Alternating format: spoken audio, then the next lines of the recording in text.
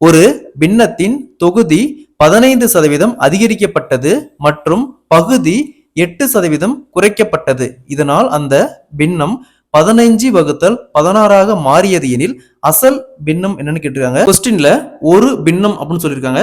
அது என்னன்னு சொல்லல. ஸோ நம்ம அதை எக்ஸ் ஒய்னு எடுத்துக்கலாம். எக்ஸுங்கிறது தொகுதி, அதாவது நியூமரேட்டர், ஒய்ங்கிறது பகுதி, டினாமினேட்டர்.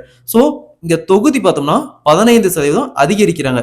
அப்போ எக்ஸ் இன்ட்டு 15% அதிகரிக்கிறாங்கன்னா 100 + 15 115% வகுத்தல் இங்க பகுதி, அதாவது டினாமினேட்டர் பார்த்தோம்னா 8% குறைக்கிறாங்க. அப்போ ஒய் இன்ட்டு 100ல் 8 போச்சுன்னா 92%. அப்படி குறைச்சா அந்த பின்னம் பார்த்தோம்னா 15 = 15/16 மாறுதுன்னு சொல்றாங்க.